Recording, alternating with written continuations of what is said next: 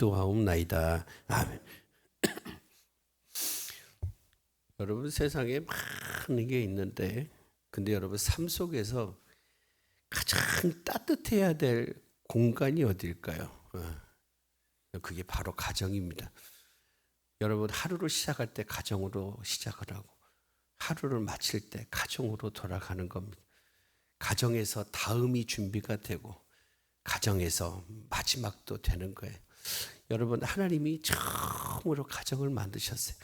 그리고 그 가정을 이룬 공동체에게 하나님은 세상의 완벽한 그 은혜를 복으로 주셨어요. 여러분 오늘 우리에게 믿음을 주신 것은 하나님이 주신 그 복을 나누라고 주신 거예요. 이야기하면서 나누고 살면서 나누고 보여주면서 나누고 따뜻함 속에서.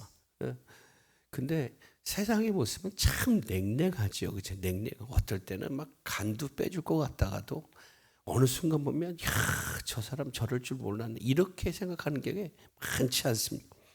여러분 근데 오늘 우리가 사는 시대에 뭐가 깨지고 있냐면 가정이 깨지고 있습니다. 가정이 깨지고 있어요. 근데 여러분 가정이 깨지면 뭐가 될까요? 사회도 흔들립니다. 여러분 교회도 흔들리고 심지어는 미래가 흔들려 버려요.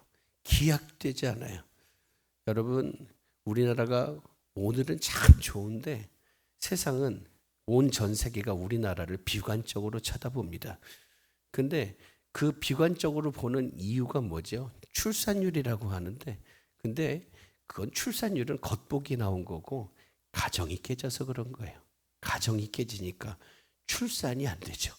여러분 가정이 깨지니까 출산이 안 돼서 세상이 얼마 못 가. 우리나라가 전기, 전자 월등한데 그 얼마 못 가. 왜? 우리는 늙어가잖아요. 늙어가다 보니까. 그래서 미래를 준비를 못하니까 그런 거예요. 사랑하는 여러분, 가정이 너무 중요해요. 저는 오늘 저 여러분의 삶 속에 우리 가정 속에 정말 하나님께서 약속하신 은혜와 그 복이 입속으로 나가고 대화 속에 이어지고 생각과 마음과 삶 속에서 충만하게 이루어지기를 간절히 축복합니다. 저 집은 행복하면 좋겠다. 근데 그러려면 가장 중요한 건 뭐예요? 내가 주님 만나야 됩니다. 은혜 주시는 주님 만나야 됩니다. 행복하게 하신 주님을 만나야 됩니다. 영원하신 하나님을 만나야 되겠어요. 오늘 날마다 주님 만나서 행복한 사람, 그 사람이 바로 여러분 되기를 축복합니다. 어떤 사람이 전도가 돼서 교회를 가게 됐대요. 근데 이분이 어떤 사람이냐면 알코올 중독자였어요. 근데 참 술이 무서워요. 그죠? 술이 무서워요. 술은요 사람을 바꿔놓더라고요. 사람을 바꿔놔요. 저희 아버지가 그랬거든요. 아버지가 평소에 술을 안 먹잖아요. 엄청 인자하신 분이에요. 인자하시고 얼마나 디테일하게 세밀하게 정말 다 해줘. 근데 술만 먹으면 정반대가 돼버려. 막 정반대가 되고 너무 무서운 거예요. 그래서 저는 어릴 때 우리 아버지가 오는 게 안 기다려줬어요. 안 기다려. 왜요? 술을 얼마나 먹. 근데 늦기만 하잖아. 늦으면 반드시 술 먹고 오거든. 술 먹고 오면 잠을 못 자게 해. 한 얘기도 하고 잠을 못 자게 하고. 그리고 제가 그때 한 초등학교 1학년 7살, 8살, 9살인데 잔다고 때리고 안 일어나 때리고 막 그러니 얼마나 힘들겠어요. 그래서 제가 어릴 때 무슨 생각했을까요? 나는 성장을 하잖아요. 죽어도 나 술을 안 먹는. 그 생각했어요. 술을 안 먹는다. 내가 어떻게 돼? 술을 안 먹는다. 그리고 나는 우리 집에서 내가 좀 기다려줬으면 좋겠다. 내가 집에 들어가면 기다렸으면 좋겠어. 그런 기다려지는 가정. 근데 어떤 분이 알코올 중독이고 이분도 똑같은 거예요. 집에 들어가면 가족들이 안 기다려. 안 들어왔으면 좋겠다 생각을 할 정도로 안 기다려. 근데 이 사람이 하나님 은혜로 예수님 만났어요. 만났는데 이제 이 사람이 변했다는 소문이 들린 거예요. 변했다는 소문이 여기 들렸거든요. 친구가 물어보더니 어이 자기 교회 다닌다며. 교회 다녀. 그러면 내가 물어볼게. 하나님의 이름이 뭔가 물어봤대요. 이 세상 사람들 그죠? 하나님 이름 하면 여호와 뭐 이렇게 하잖아요. 그죠? 그 말이 나올 줄 알고 나 모르겠는데. 그럼 예수님이 이 세상에 왜 오셨는가? 모르겠어. 물어보는 족적이 모른다. 아니 이 사람이 교회를 다니면서 그게 무슨 교회 다닌 거라고. 그랬더니 이 사람이 그러더라는 거예요. 근데 나는 말할 수 있는 게 한계가 있어. 옛날에는 내 아내가 내가 오는 걸 안 기다렸어. 우리 애들 내가 오는 걸 안 기다렸어. 왜? 무서워가지고. 근데 분명한 것은 지금은 나를 기다려. 내가 오는 걸 너무 행복해해. 나는 이게 하나님 은혜라고 생각을 해요. 나는 지식적으로 몰라도 난 하나님의 은혜를 누리고 있어. 그렇게 얘기를 하더라는 거예요. 여러분, 지식은 잊어버릴 수도 있지만 하나님이 우리에게 주신 은혜와 기쁨과 사랑, 내 삶에 충만한 거는 잊혀지지 않아요. 왜? 내가 지금 누리고 있거든. 내가 살고 있거든. 내가 만나고 있거든요. 그렇잖아요. 그래서 행복하게 말할 수 있는 거, 숨길 수 없는 은혜는 정말 너무 귀한 거예요. 여러분, 오늘 하나님의 말씀은 다윗이라고 하는 한 왕에게 주인 일생 속에서 마지막 시간, 근데 그 마지막 시간에 이 가정에 갈등이 일어나요. 갈등이 일어나는 거예요. 여러분, 이 다윗이 어떤 사람이에요? 다윗은 하나님께 엄청 칭찬을 받은 사람이에요. 여러분, 다윗의 일생만큼 하나님의 역사를 누린 사람이 없습니다. 다윗은 하나님 뭐라고 그래요? 야, 너는 내 마음과 어떻게 같으니?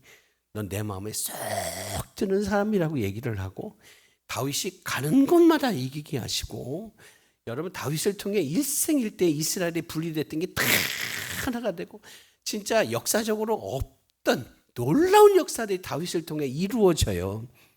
근데 그 가정도 그렇게 은혜 받은 가정에 여러분 위기라는 게 생겨요. 위기라는 게. 여러분, 우리가 날마다 깨어있기를 축복합니다. 은혜 속에 깨어있고 말씀 속에 깨어있고 성령의 인도하심 안에 깨어있어야 되겠어요. 근데 여러분, 이 가정의 위기가, 다윗의 가정 속에 발생한 이 위기가 단순하게 우리가 언뜻 보면 권력 싸움 같아요. 누가 왕되냐? 권력 싸움 같은데 그렇지 않아요. 단순한 권력 싸움이 아니에요. 뭘까요? 믿음의 가정이, 하나님 앞에 서야 될 믿음의 가정이 지켜야 할 방향을 잃어버렸을 때, 여러분, 지켜야 될 믿음의 방향, 삶의 방향을 잃었을 때 어떤 일이 일어나는가라고 하는 것을 보여주는 생생한 기록이에요. 그래서 오늘은 가정의 위기 그리고 회복이라고 하는 주제를 가지고 하나님 앞에 은혜를 나누려고 그래요.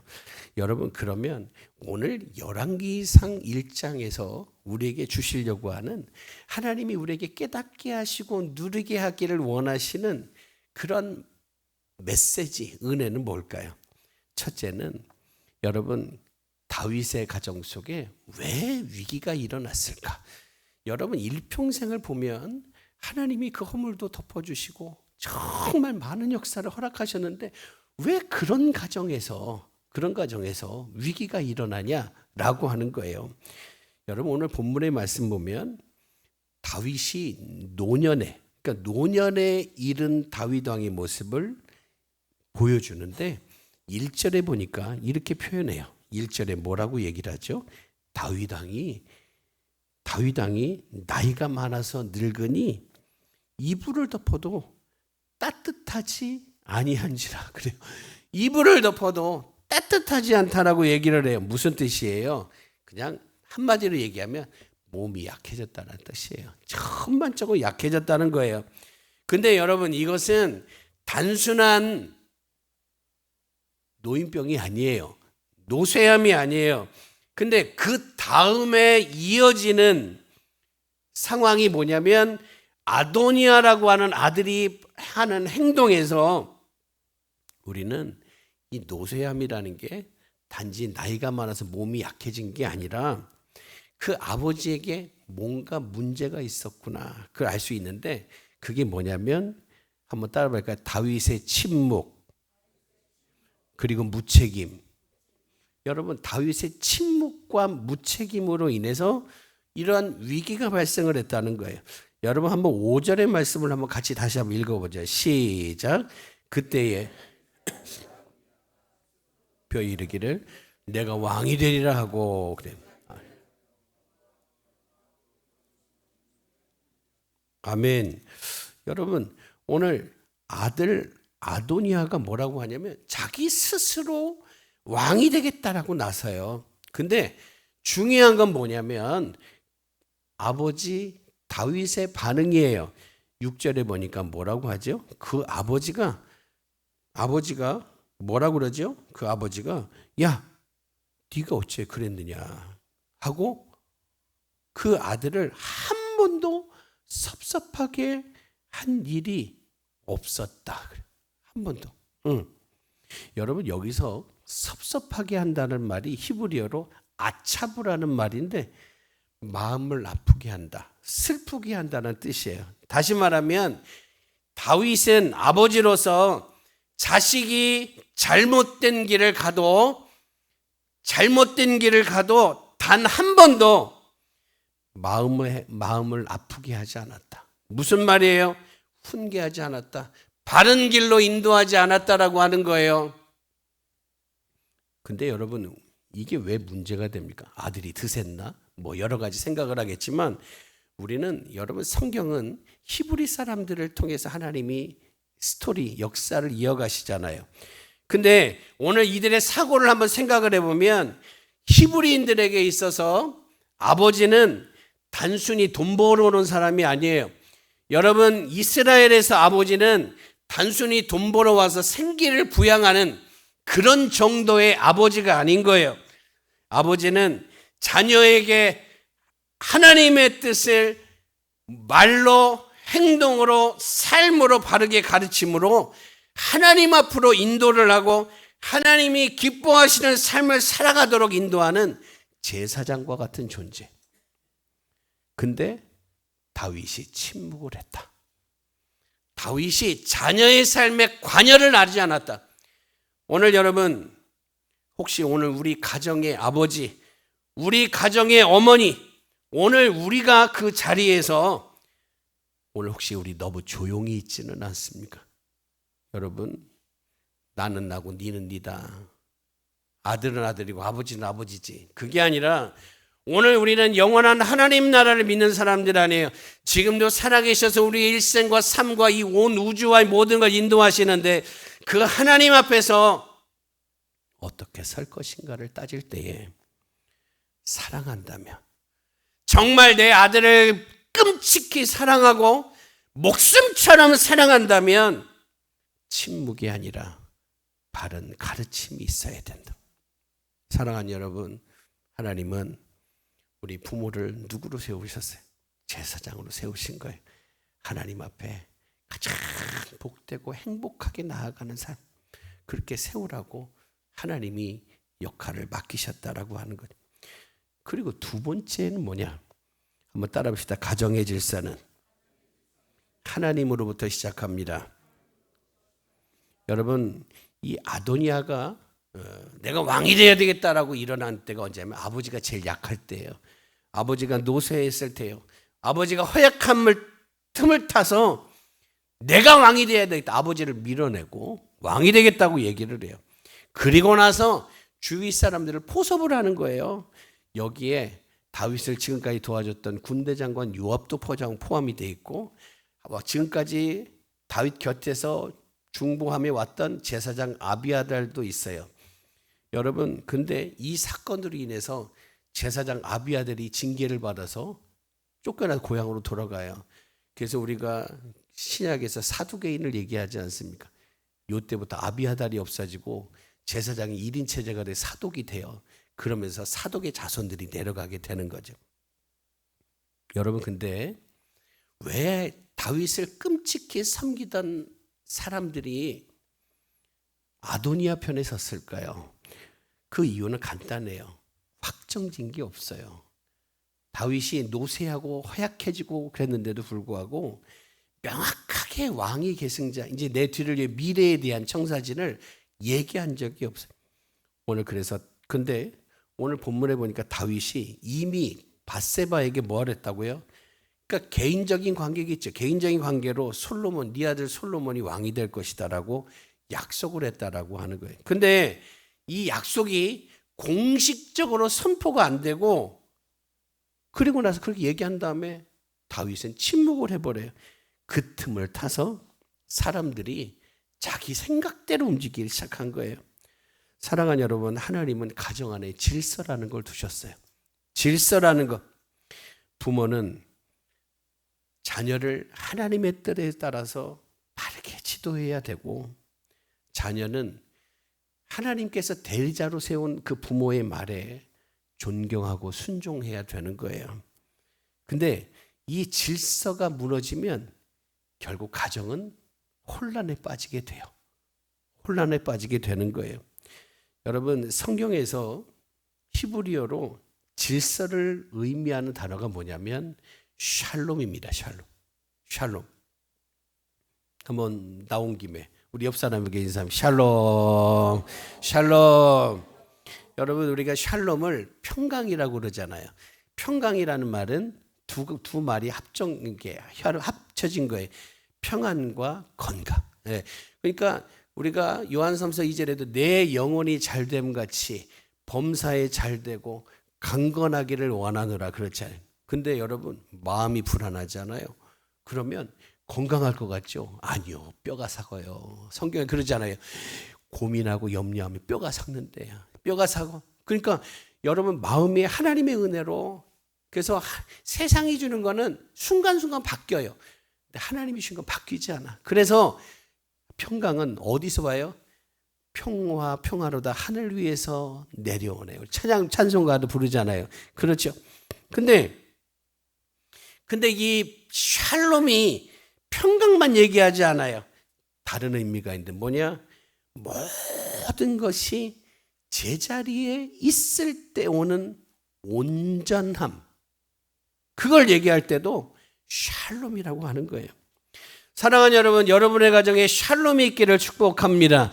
하나님이 주시는 평강, 그리고 모든 것이 제자리에서 하나님의 은혜가 임하고 능력이 임하고 복이 임하고 뜻이 이루어질 수 있는 그런 온전한 상태가 이루어지는 샬롬. 어쩌면 이런 온전함이 있어서 평강한 거예요. 평강한 거예요. 그런데 오늘 여러분, 이 샬롬이 있으려면 하나님께서 정해주신 질서가 지켜져야 되는 거예요.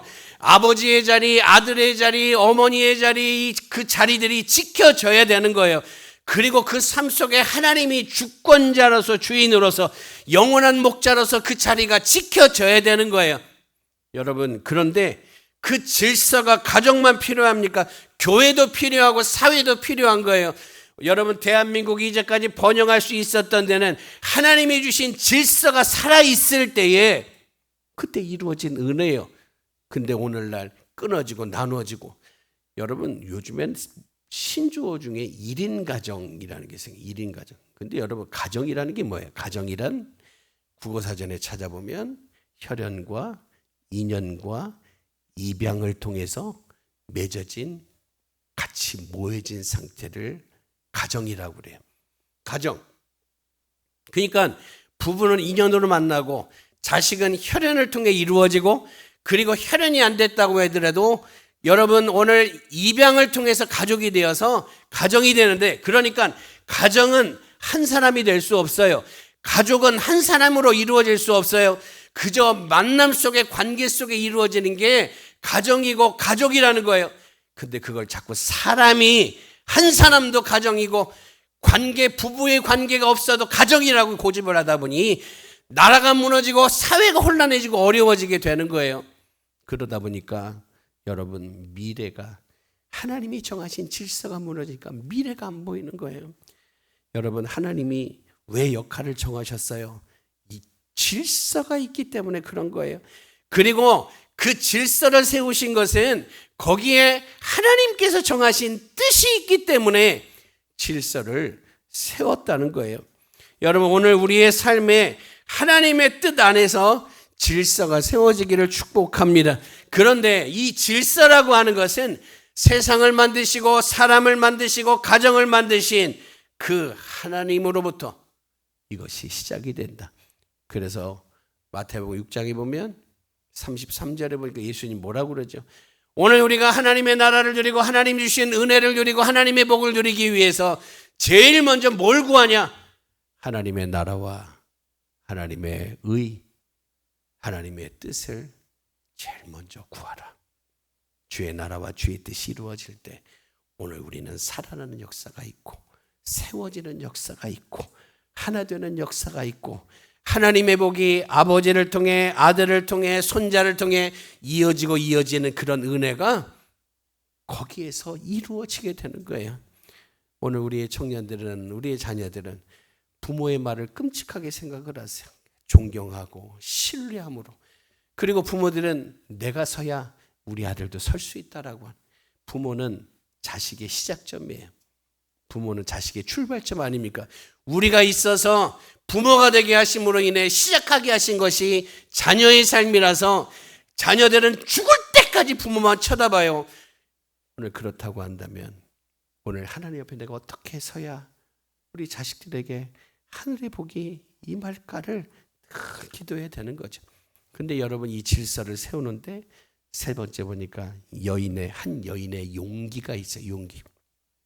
오늘 본문에 보니까 여러분 밧세바가 아도니아의 어떤 반란하니 요즘에 자꾸 뭐 내란이니 어쩌고 그러는데 이런 거죠. 그런 게 그 반란 때문에.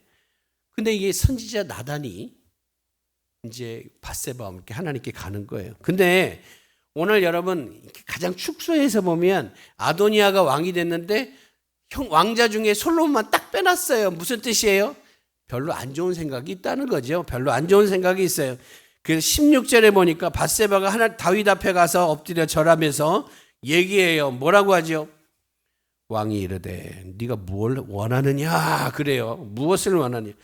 오늘 우리는 여기서 한 여인의 지혜와 용기를 발견할 수 있어요.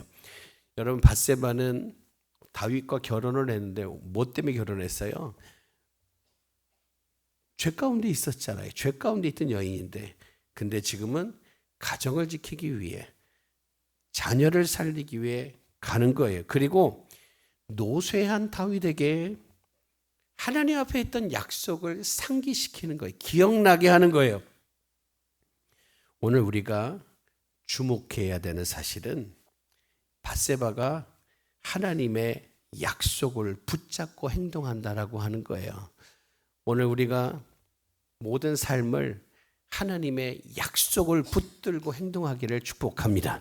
하나님의 약속을 붙들고 내 삶의 근거, 우리 가정의 근거, 내가 말할 수 있는 축복의 근거가 되시는 하나님의 약속을 붙들고 생각을 하고 하나님의 약속을 붙들고 용기를 내고 하나님의 약속을 붙들고 행동해야 된다라고 하는 거예요. 여러분 가정의 회복, 우리 집에 문제가 없는데 근데 오늘 하나님 보실 때 회복이라고 하는 것은 하나님이 원래 정하셨던 원점이라고 하는 거 있다는 거예요. 하나님이 무한히 허락하셨던 은혜, 무한히 허락하셨던 기쁨, 무한히 허락하셨던 복이 있는데 오늘 죄 가운데서 막히고 해서 우리가 노력하고 수고하고 열심히 하지만 여러분 그만큼의 열매가 안 돼요. 그래서 예수님을 보내시고 죄의 담을 무너뜨리시면서 우리에게 돌리기를 원하시는 회복의 시점들이 있다라고 하는 거예요. 여러분 우리 가정의 회복은 어디서 시작을 할까요? 하나님의 약속을 온전히 붙잡는 데서부터 시작을 합니다. 한번 따라합시다. 우리 가정의 회복은 하나님의 약속을 붙잡는 데서부터 시작합니다. 여러분 오늘 우리는 하나님의 약속을 얼마나 붙들고 있을까요? 왜 약속을 붙잡아야 될까요? 가정을 세우신 분도 하나님이시고 지금 인도하고 계시는 분도 하나님이시기 때문에 그래요. 그러므로 우리 모두가 하나님 약속을 붙들고 우리의 삶과 우리의 행동과 우리의 미래를 이어가시기를 축복합니다.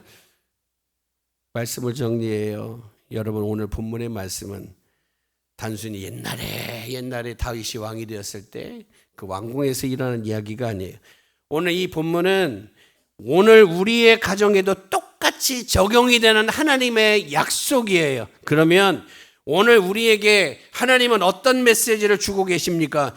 첫째로는 정말 자녀를 사랑한다면, 정말 가정을 세우기를 원하고, 오늘 우리 가정에 하나님이 원하시고 기뻐하시고 끊어지지 않는 그런 미래를 세우기를 원한다면 침묵하지 말아라. 침묵하지 말고 가르치되 사랑으로 표현하라. 사랑으로 표현하라. 사랑은 여러분 표현하십시오. 우리나라는 참 아버지가 표현을 잘 안 해요. 그죠? 표현을. 근데 표현을 해야 돼요. 여러분 아버지로서 어머니로서 표현하십시오. 예전에 아버지 학교 갔더니 숙제가 있어요. 가가지고 집에 가서 아내에게 여보 사랑해 하고서 이렇게 허깅을 하고 나는 거, 허깅. 그리고 하고서 그 다음 주에 가서 물어보잖아요. 아휴 그냥 가서 했더니 이 양반이 왜 그러냐고 뭐 그러는데, 아니 그 부인이 영문도 모르고 있죠. 영문도 모르고 가서 집에 가가지고 여보 사랑해 하겠더니 평생 한마디 그런 적도 안 하고 그냥 밥 먹으면 말도 안 하고 먹던 양반이 가서 와가지고 갑자기 여보 사랑해 그러니까 아우 징그럽대 막 무섭대 왜 그래 막 그러는 거예요. 근데 왜 그래요? 평소에 안 해서 평소에.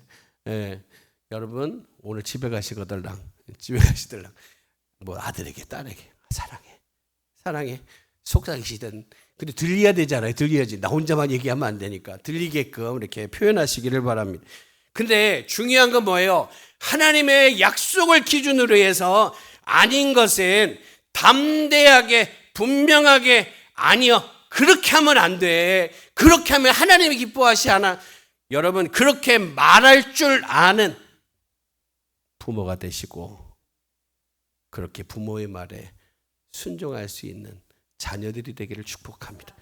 그리고 두 번째 뭐예요? 하나님의 뜻 안에서 질서를 세워라. 여러분 교회도 그렇지만 가정에도요 다 하나님 주신 역할이 있어요.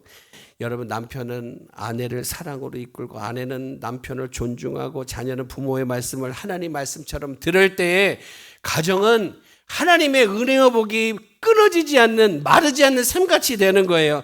근데 이를 위해서 우리 모두가 하나님 앞에 바로 서는 것은 지극히 당연히 이루어져야 될 모습이에요. 여러분 하나님 뜻 안에서 질서가 세워지는 가정을 위해 기도하시기를 축복합니다. 그리고 마지막으로는 하나님의 약속을 기억하고 그 약속을 단단히 붙잡아야 되는 거예요. 우리 다시 한번 따라합시다. 하나님의 약속을 단단히 붙잡읍시다. 우리 270년 찬송할 때에 십자가 단단히 붙잡고 십자가 단단히 붙잡고 근데 십자가만 붙으면 어떻게 해요? 십자가에서 내 죄를 사하신 예수님을 단단히 붙잡고 살아갈 때에 오늘 우리에게 끊어지지 않는 은혜가 기회가 있는 거예요. 여러분 어떤 청년이 얘기했어요. 목사님 저는요 우리 아버지 원망하지 않아요. 왜냐하면 우리 아버지는 나한테 아무 말도 안 하셨어요. 아무 말도 안 하셨어요. 늘 바빴고 늘 조용하셨어요. 근데 내가 망가진 것은 사실 그 아버지의 침묵 때문인 것 같아요. 그러더라고요. 여러분 이 청년이 성공한 사업가였어요. 근데 성공하고 돈은 많이 버는 데 있잖아요. 마음 한켠이 늘 허전하더래요. 늘 허전하더라는 거예요. 그래서 여러분 막 승승장구하고 막 성장을 하는데 그러면 안 되잖아요. 그래서 상담을 받아본 거예요. 신앙 상담도 받고 심리 상담도 받고 그랬더니 뭐라고 하니 아버지하고 대화가 끊어진 게 아버지하고 대화가 단절된 것이 마치 내 인생에 뿌리가 없는 것 같은 느낌으로 이어졌대요. 그러다 보니까 뭘 잘해도 제일 중요한 게 예전에 어떤 경기 보니까 야구인가요? 야구에서 탁 쳤는데 거기 아버지가 근데 아버지를 탁 봐. 근데 아버지가 응원 안 하다가 아버지가 웃으면서 하니까 거기에서 막 힘을 얻는 거예요. 사랑하는 여러분, 오늘 우리가 다윗처럼 침묵하는 아버지가 되면 안 되겠어요. 뭐예요? 표현하십시오. 잘했다. 남자가 제일 좋아하는 말이 뭐라고 그러죠? 여보 잘했어. 어떤 특강을 보니까 남편이 못을 박아줬는데 여보 잘해서 당신밖에 없어 그랬더니 이 양반이 망치를 들고 하루 종일 돌아다니더래야. 하루 조용히 뭐 박을 거 없어 막. 여러분 잘했어요. 덜 잘했어. 근데 여자가 제일 듣기 좋아하는 말은 뭘까요? 고마워. 이걸 듣고 싶었는데 공통적인 말이에요. 그럼 뭐예요? 가정에서 고마워. 잘했어. 그러면 가정은 쓰는 거예요. 쓰는 거예요. 여러분 혹시 우리 가정에 침묵하는 건 없습니까? 내 생각대로 내가 높이려고 하는 아도니아는 없습니까? 아니면 오늘 우리에게 필요한 게 뭐예요? 용기 있게 하나님의 뜻을 향해 나가는 밧세바가 필요할까요? 그렇다면 그 밧세바가 여러분 한 사람이 되기를 축복합니다. 여러분 가정의 모든 것은 하나님으로부터 시작하는 거예요. 침묵을 내려놓고 약속을 붙잡고 어떤 상황에서도 우리의 삶을 회복하게 하시고 은혜 주실 하나님을 바라보며 나아갈 때 하나님이 우리에게 샬롬을 주실 거예요. 샬롬이 이루어질 거예요. 바로 그런 은혜가 저와 여러분에게 있기를 주의 이름으로 축복합니다. 기도합니다. 하나님 아버지, 오늘 하나님의 약속을 되새기게 하심을 감사합니다.